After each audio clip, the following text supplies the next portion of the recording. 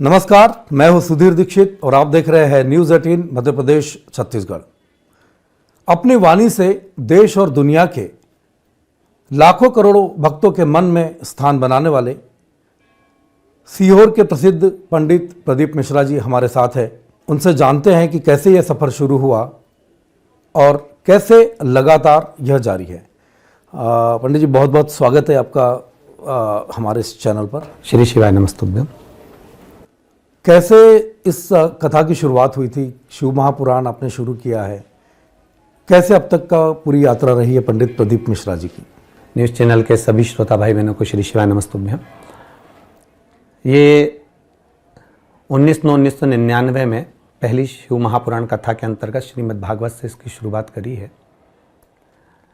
मेरी आराध्यता वैसे गोवर्धन नाथ जी में रही है, श्रीनाथ जी में, और उन्हीं के उपासक रहे हैं। पर जब गिरिराज जी की परिक्रमा करने जाते थे तो वहाँ चकलेश्वर महादेव पड़ते हैं बीच मार्ग में। उनसे जो लगन लगी बाबा से, तो ऐसा लगता है कि स्वयं देवाधिदेव महादेव ने हाथ पकड़कर इस ओर खींच लिया और ये निरंतर चलते चलते चलते चलते आज इतना वर्ष हो गया। कृष्ण से महादेव तक का आपने यात्रा तय की है। दो संप्रदाय चलते हैं, एक शैव एक वैष्णव। आप शिव के उपासक, कुछ लोग विष्णु के उपासक हैं। क्या अंतर पाते हैं दोनों में? भक्ति में क्या अंतर होता है? वैसे देखा जाए वैष्णव संप्रदाय के अंतर्गत भी मेरे राम जी महाराज ने भी भगवान शंकर की आराधना करी है। अयोध्या से लेकर लंका के बीच में जितने भी जहाँ मेरे बाबा भगवान श्री राम जी महाराज रुके हैं, रामपथ गमन में जैसे अभी बना है मध्य प्रदेश छत्तीसगढ़ सभी क्षेत्रों से जहाँ से रामपथ गमन गया है, वहाँ हम देखते हैं कि जहाँ जहाँ रामपथ गमन बना है वहाँ वहाँ शिव मंदिर का स्थापना है। देवाधिदेव महादेव की स्थापना पूजन मेरे राम जी जहाँ चलते थे वहाँ रोज प्रतिदिन एक शिवलिंग की स्थापना कर कर पूजन करते थे। तो मेरे राम जी महाराज भी भगवान शंकर की आराधना करें। भगवान कृष्ण के यहाँ जब 16,108 रानियाँ हो गईं और संतान का जब सुख नहीं था, तब उन्होंने भी अपने गुरु की आज्ञा लेकर शिव की आराधना करना प्रारंभ करी। तो उनके यहाँ भी संतानें प्राप्त हुई। एक एक रानी से 11-11 संतानों की उत्पत्ति हुई। तो कहीं ना कहीं मैं तो ये जानता हूं कि आप राम और कृष्ण की आराधना कर रहे हैं या कहीं ना कहीं भगवान की आराधना में आप डूबे हैं, तो राम कृष्ण स्वयं आपको शंकर जी से मिलवा देते हैं, और शंकर की आराधना कर रहे हो तो वो राम और कृष्ण से मिलवा ही देते हैं। ऐसा मेरा मानना है। लंबे समय से आप कथा से जुड़े हैं, पुराण से जुड़े हैं। देश में चलन इसका बढ़ता जाता है। क्या लगता है आपको, किसी एक नए तरह की एक वेव जो है वो चल रही है? जागरण, जो धार्मिक जागरण की हम अगर बात करें, उस तरह का कोई जागरण देश में चल रहा है? हाँ, ये तो सही है कि कोरोना होने के बाद में, कोरोना में जो लोगों की प्राण गए हैं, जिनकी मृत्यु हुई है, परिवार हिल सा गया। आप हो चाहे हम हो या पूरे लोग संसार के, उन्होंने उन मौतों को देखा है। तो कहीं ना कहीं उनके मन में और मस्तिष्क में ये चीज़ बैठी है कि ईश्वर भी कोई तत्व है और भगवान को हमको रिझाना चाहिए या ईश्वर की ओर हमको जाना चाहिए। कोरोना के पहले का जो समय रहा था, एक अलमस्ती का समय था लोगों का, कि वो किसी को पूछ ही नहीं रहे थे। ईश्वर की ओर तो जाना ही सोच लिया था, कहाँ जा रहे हो, ढोंग में पड़े हो या प्रपंच में पड़े हो, तो लोग नहीं जाते थे। पर कोरोना के बाद में जब लोगों ने देखा अपने आस पड़ोस में, अपने मोहल्ले में, अपनी सोसाइटी में, अपनी कॉलोनी में, अपनी मल्टी में, कि मौत कैसे हो रही है, तो उसको संभालने का जो मौका मिला वो भगवान की भक्ति से मिला। क्योंकि सब घर के अंदर थे, कोई बाहर तो जा ही नहीं सकता था। तो घर में रहकर कर क्या सकते हो? भगवान का नाम ही ले सकते हो, स्मरण ही कर सकते हो। तो भगवत नाम के महत्व को लोगों ने जाना। उस महत्व को जानकर फिर लोग जो है अग्रण्य आए, और आज की स्थिति में ये है कि नवयुवक बेटे हों, बेटियां हों, या सभी लोगों के बीच में ये एक आनंद की लहर आ गई। भगवत भक्ति की, शिव भक्ति की, राम भक्ति की, कृष्ण भक्ति की एक लहर वहाँ जागृत हुई है। एक कथावाचक के तौर पर जब भी आप कथा करते हैं, देश में दुनिया में लाखों करोड़ों श्रद्धालु प्रशंसक है, लाखों लोगों की भीड़ जुटती है, आपको सुनते हैं, आपकी वाणी का जो माधुर्य है उसमें बहुत मोहित हो जाते हैं। कैसे ये विचार जो आते हैं, किस तरीके से आप उन विचारों को रखते हैं लोगों के सामने? पहले तो जितने श्रोता भाई बहन आते हैं, हमने तो ये जाना है शिव महापुराण के माध्यम से, जैसे एक माता पिता होते हैं और बच्चे की दशा जान जाते हैं। जब बालक छोटा सा रहता है, किसी को नहीं मालूम कि बच्चा क्यों रो रहा है, पर माँ जान जाती है या तो इसके पेट में तकलीफ है या इसको कुछ तकलीफ जरूर है। माँ उसको गोदी में ले लेती है। माँ की मनोदशा बेटे से रहती है और बेटे की मनोदशा माँ से रहती है। पिता की मनोदशा पुत्र से रहती है, पुत्र की मनोदशा पिता से रहती है। उसी तरह एक व्यास वक्ता जब व्यासपीठ पर बैठता है या कोई गुरु अपने प्रवचन के लिए बैठता है तो उसकी जो मनोदशा, जितनी जनता आती है, जितने भक्त आते हैं और भक्तों की मनोदशा उस गुरु से होती है। तो भक्त क्या चाहते हैं, भक्तों का भाव क्या कह रहा है, भक्तों का हृदय क्या कह रहा है, ये गुरु की वाणी में स्वयं परमात्मा देकर बुलवा देता है। कैसे कई ऐसे क्षण आए होंगे कथा के दौरान, कई भक्त आपके पास आते हैं, कुछ ऐसे किस्से आपके पास होंगे एकदम मन बहुत द्रवित हो गया हो, ऐसे कुछ किस्से आपके पास? जी होता है कभी कभी। जैसे कोरोना महामारी के बाद में ही एक बेटी का जीवन, उसका मैंने पहले भी एक बार चर्चा में रखा, शायद जनमानस को वो नहीं मालूम होगा। एक बेटी जिसके पिता भी चले गए, जिसकी माता भी चली गई, जिसका भाई भी चले गया कोरोना महामारी में, वो अकेली पड़ गई। अकेली पड़ने के बाद कथा में आई और बैठकर खूब रोई है। मतलब उसकी आंखों से निरंतर कथा में अश्रु ही बहते रहे। पूछा गया आखिर कथा में कहीं रोने का प्रसंग, तो मेरे गुरुजी ने कहीं नहीं बोला कि आप रोने का प्रसंग कथा में ज़्यादा बाँचें। हमारे गुरु कहते थे जितना बन सके लोगों को मुस्कुराना सिखाएं, क्योंकि माता कौशल्या जी के गर्भ से भी राम जी हुए तो माता ने उनको रुलाया कि संसार सागर रुलाने का है, पर उसमें मुस्कुराने के क्षण हमको ढूंढना है। तो कुछ जो भक्त थे उन्होंने पूछा आपके रोने का कारण क्या है, तो कहा मेरे पिता चले गए, मेरी माँ चली गई, मेरा भाई चले गया। तो दुख इस बात का है कि भगवान की मैं इतनी भक्ति करती हूं तो कारण क्या बना ऐसा। पर हमारा जो शास्त्र कहता है वो कहीं ना कहीं अपने पूर्व के कर्मों के कारण जीव को भोगना रहता है और उसका कष्ट भोगता है।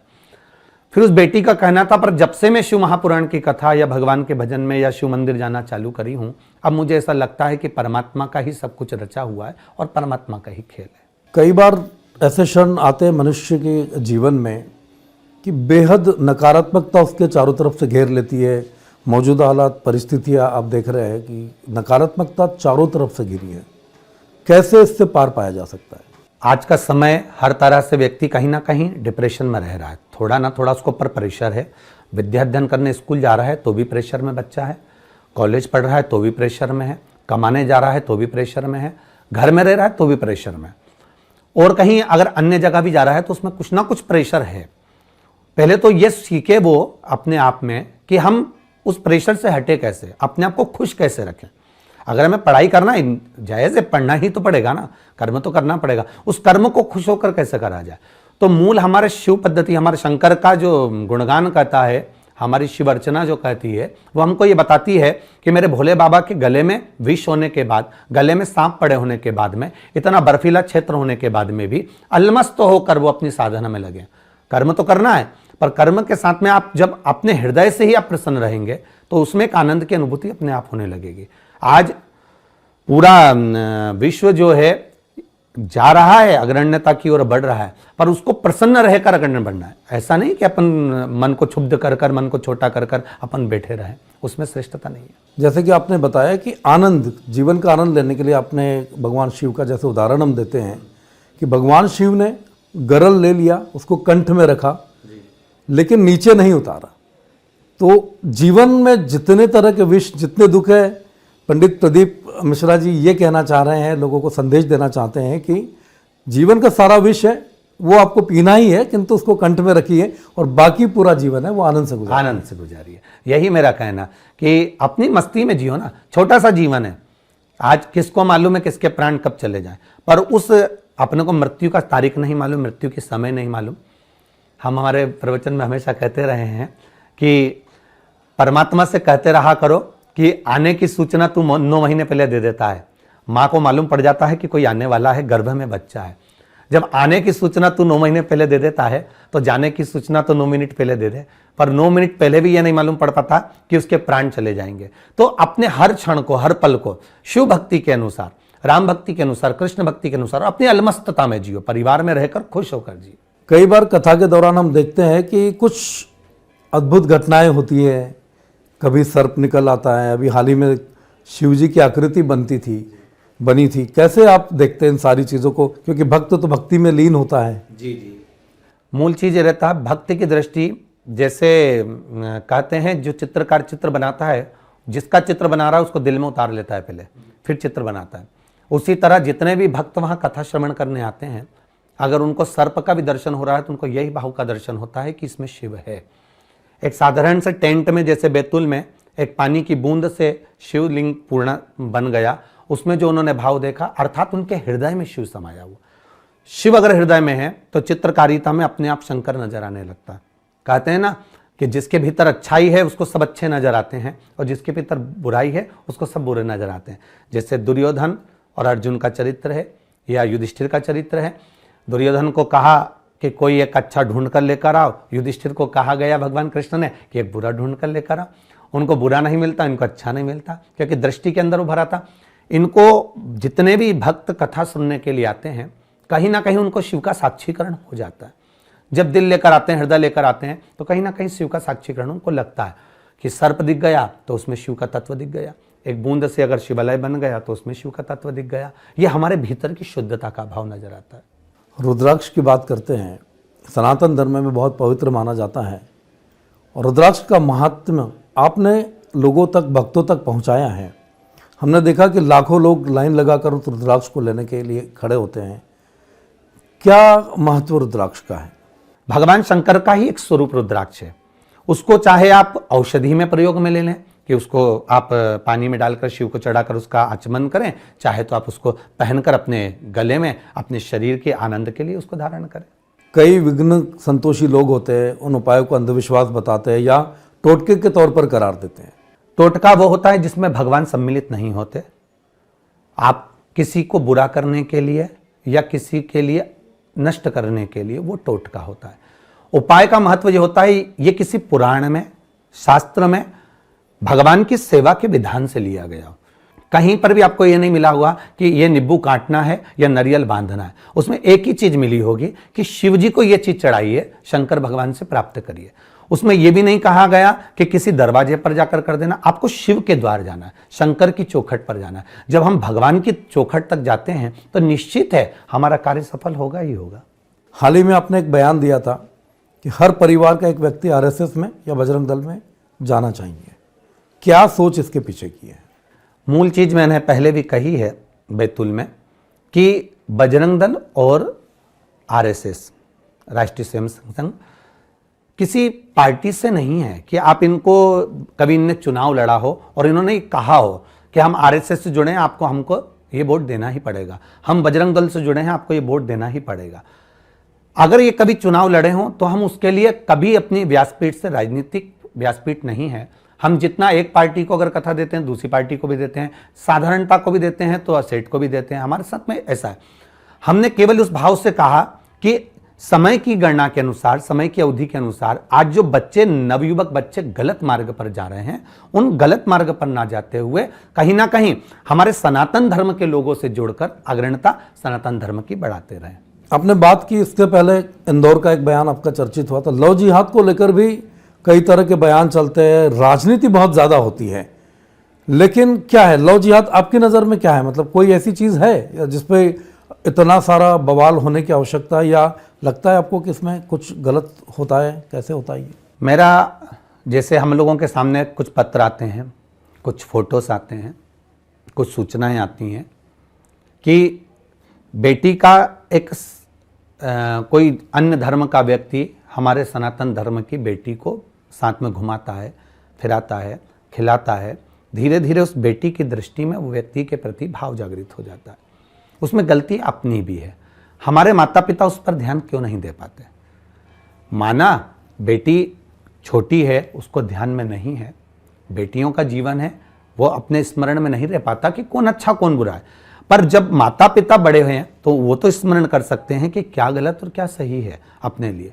हरिद्वार में अटैची में टुकड़े मिलते हैं, दिल्ली में टुकड़े मिलते हैं, या कहीं किसी ना किसी रूप में परेशान मिलते हैं। आखिर क्यों इस चीज़ के लिए? अगर आपने उससे स्नेह करा है या आपने सब कुछ ठीक रहा है तो फिर टुकड़े किस लिए है? अगर कुछ शब्द ज़्यादा बड़े भी हो गए हैं तो फिर टुकड़े किसके लिए, किस लिए? मतलब कहीं ना कहीं आपके भीतर या तो उस बेटी के प्रति या सनातन धर्म के प्रति भेदभाव है, उसके कारण ये टुकड़े हुए, नहीं तो होना ही नहीं था। टुकड़े किस लिए? फिर या तो कोई तुम्हारे भीतर इतना वो छुपा हुआ है कि तुम उसके टुकड़े करके ये दिखाना चाहते हो कि हम ऐसा कर सकते हैं, हम में वो बल है, तो ये श्रेष्ठता नहीं है।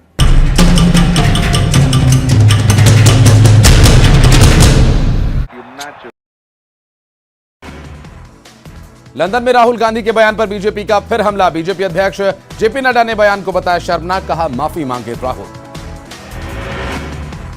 कांग्रेस के राष्ट्रीय अध्यक्ष मल्लिकार्जुन खड़गे ने नड्डा के बयान पर किया पलटवार, कहा वो खुद ही राष्ट्र विरोधी हैं और दूसरों को राष्ट्र विरोधी कह रहे हैं, उनके पास नहीं है कोई मुद्दा। कर्नाटक विधानसभा चुनाव के लिए कांग्रेस के केंद्रीय चुनाव समिति की बैठक। 110 सीटों पर उम्मीदवार तय। 20 मार्च के बाद आएगी पहली लिस्ट। आरएसएस प्रमुख मोहन भागवत ने सामवेद के उर्दू अनुवाद का किया लॉन्चिंग। लाल किला परिसर में हुआ कार्यक्रम। किसी वेद का पहला उर्दू अनुवाद है ये। दिल्ली आबकारी नीति घोटाला मामले में मनीष सिसोदिया ईडी के 5 दिन की रिमांड पर। ईडी ने मांगी थी 7 दिन की रिमांड। सिसोदिया को अब 22 मार्च को कोर्ट में किया जाएगा पेश। मुंबई में पुलिस की बड़ी कार्रवाई। ड्रग्स तस्करी पर बड़ा एक्शन। 8 करोड़ की कीमत के केटामाइन ड्रग्स किए गए जब्त। 2 तस्कर भी गिरफ्तार। खुद को पीएमओ का बड़ा अधिकारी बताने वाला फर्जी आईएएस जम्मू कश्मीर पुलिस की हिरासत में। श्रीनगर के 5 स्टार होटल से हुई गिरफ्तारी। पिछले कई महीने से सरकारी प्रोटोकॉल में रह रहा था आरोपी। महू मामले में विधानसभा में हंगामा। कांग्रेस आदिवासी विधायकों ने किया वॉकआउट। नारेबाजी करते हुए कांग्रेस विधायकों की गृहमंत्री के इस्तीफे की मांग। सदन में नरोत्तम मिश्रा का कमलनाथ पर निशाना। पीएम रिपोर्ट आएगी तब स्थिति होगी साफ। किसी के साथ नहीं होने दिया जाएगा न्याय, कहा। दतिया में बोले दिग्विजय सिंह, सदन चलाने की जवाबदारी सत्ता पक्ष की। राहुल गांधी ने नहीं की कोई गलत बात। धार में वीडी शर्मा ने राहुल गांधी पर बोला हमला। देश से झूठ बोल रहे हैं राहुल गांधी, देश से उन्हें माफी मांगनी चाहिए। जबलपुर में 2 दिन की जांच के बाद पूर्व बिशप पीसी सिंह के बंगले से बाहर निकली ईडी की टीम। नागपुर और मुंबई से जुड़े बिशप के तार। ईडी ने अभी नहीं किया है मामले का खुलासा। इंदौर में पुरुषार्थ भगवा यात्रा पर पशुपेश। पुलिस प्रशासन पुलिस मुस्लिम इलाकों में निकाल रही यात्रा। पुलिस के सामने सुरक्षा की चुनौती। जबलपुर में नाबालिग की मौत पर बवाल। गुस्साए परिजनों ने किया प्रदर्शन। ग्वारी घाट रोड पर शव रखकर किया प्रदर्शन। परिजनों ने मौत को बताया हत्या। मुख्यमंत्री भूपेश बघेल की घोषणा। चेटीचंड महोत्सव पर नगर निगम और नगर पालिका में होगा अवकाश। मुख्यमंत्री ने फिल्म भुवनेश्वर महादेव की सीडी का विमोचन किया। छत्तीसगढ़ विधानसभा में उठा गरीबों को चावल और शक्कर देने का मामला। बीजेपी ने 500 करोड़ के चावल गायब होने का आरोप लगाया। किया हंगामा। विधानसभा की कमेटी से जांच कराए जाने की मांग।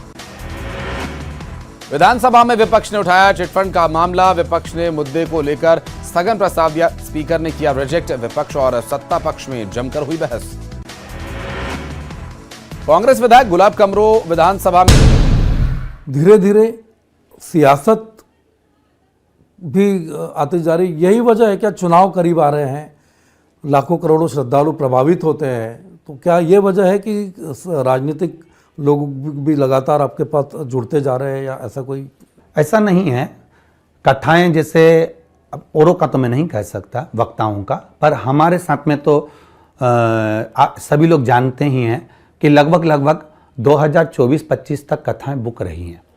पहले से हमारे यहाँ 2 साल 3 साल की बुकिंग पहले से रहती है।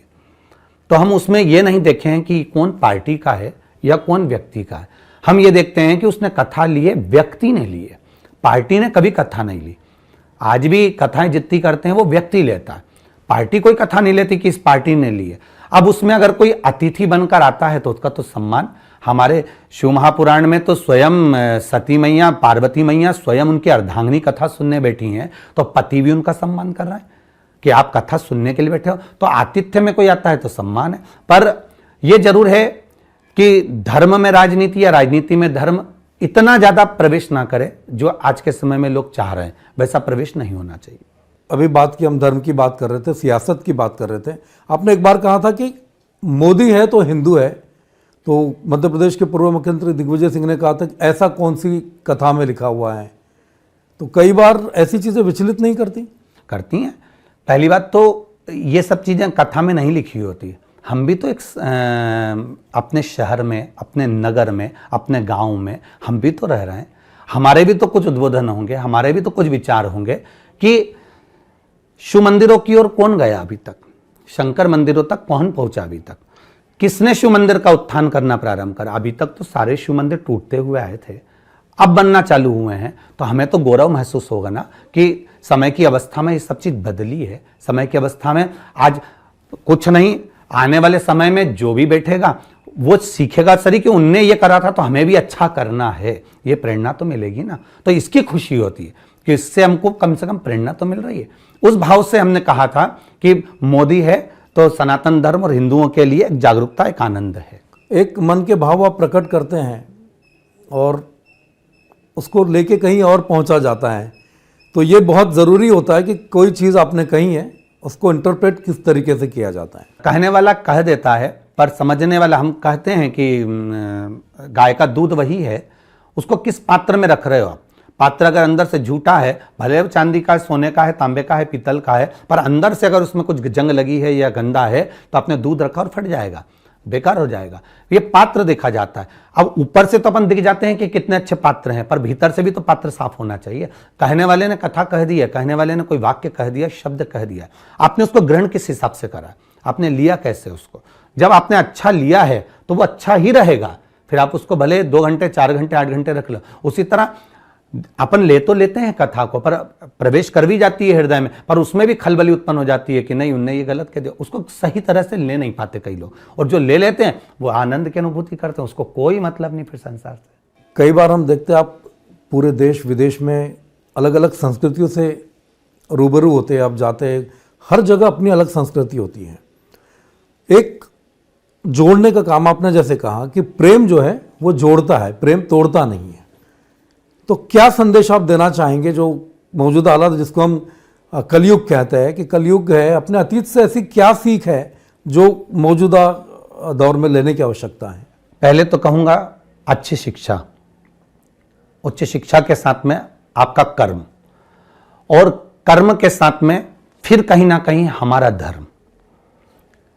कर्म करो, बहुत अग्रण्य बढ़ना है हमको भी बाहर निकलना है, आपको भी बाहर निकलना है, बहुत आगे तक बढ़ना है आपको। अगर बच्चों को आगे तक बढ़ना है तो ये नहीं कि हम चलते चलते अपने पथ को ही भूल जाएं। हो सकता है जिस मार्ग से चल रहे हो उस मार्ग से आपको वापस भी आना है, तो पथ रास्ता हमको ज्ञात होना चाहिए। जब हम आज के समय की पीढ़ी के लिए या आज के समय के व्यक्ति के लिए मूल है कि आपके कर्म के साथ में आप धर्म को ना भूलें, आपके परिवार को ना भूलें। आप इतने कमाने में या इतने आगे बढ़ने में ऐसा ना हो जाए कि वो कहते हैं ना कि जब व्यक्ति उन्नति की ओर बढ़ता है तो उसकी रोटी और उसकी हंसी, ये 2 चीज़ें कम हो जाती है, क्योंकि उसका इतना लोड हो जाता है कि वो रोटी सही से नहीं खा सकता, और इतना वीआईपी हो जाता है कि 4 लोगों में अच्छे से जम के हंस भी नहीं सकता। उसको मुस्कुराना है तो धीरे से मुस्कुरा देगा, पर ज़्यादा ठिठोली नहीं कर सकता। जो उसका बाल्यकाल था, जो उसकी युवानावस्था थी, जिसमें वो हंसी भी अच्छे से करता था और भोजन भी अच्छे से करता था, ये 2 चीज़ें अपने आप कम होती चली। पर क्यों? क्योंकि उसको हम कम कर रहे हैं। तो मेरा तो नवयुवक बच्चों से यही कहना रहेगा या सभी से यही कहना रहेगा, आप प्रसन्नता में अपनी ज़िंदगी जियो, खुश होकर जियो। हम जितनी देर व्यासपीठ पे बैठते बड़ी मस्ती में कथा करते हैं, अलमस्त होकर, जो पत्र आते हैं उनको भी अलमस्ती में पढ़ते हैं। तो ये अपनी आनंदता होना चाहिए। अपने अंदर के बालक को जीवित रखना बहुत आवश्यक है, बहुत जीवन में आनंद। बिल्कुल। यह है पंडित प्रदीप मिश्रा जी, जिन्होंने आध्यात्म से लेकर जीवन के अनुभव और सियासत को लेकर तमाम बातचीत की। बहुत बहुत धन्यवाद आपका इस पूरी बातचीत के लिए। श्री शिवाय नमस्तु।